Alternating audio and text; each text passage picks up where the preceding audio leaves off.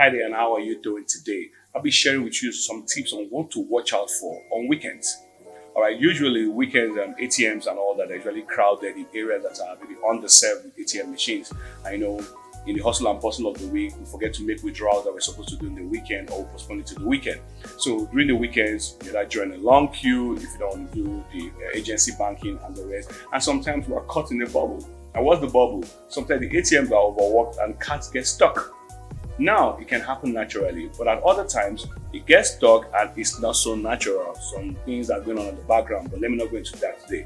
All right, so if your card gets stuck in the weekend, there's some best practices. First thing, go to the bank if they are open. Some banks open at certain hours on the weekend, go report. And if they can give you your card, they'll give it to you, especially if it's the same bank that you bank with. Secondly, if you go to the bank and they're not open, you tell the security guys and they can't help out, and they tell you that, okay, come on Monday or drop your name and all that. Do not do that. A lot of things are going wrong, a lot of things are happening. To protect yourself, especially if you have money in the account, block your card. You may ask, how do I block my card? Call your customer care. It's good to have your customer care number handy in your bank. If you don't have it, Google it. Every bank has their own customer care. Or you can go to Twitter. You can tweet at them for them to block your account. Or you can use your USSD code. So if there's no internet, each bank has its own USSD code. It starts 737, whatever thing that your bank uses. Go as far as that to block your card.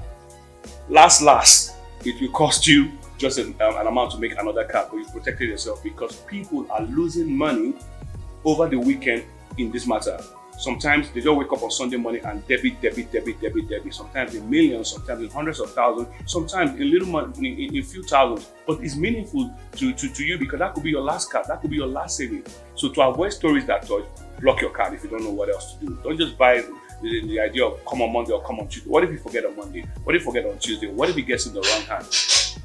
The bank wouldn't take responsibility for that and it would be a major case. Before they go to the camera and check who took it and all that, you may have been facing a lot of depression and a lot of troubles, all right? But to save all that, block the card. That's what I'll tell you. You can explore other options, but for me, block the card. See you in my next video.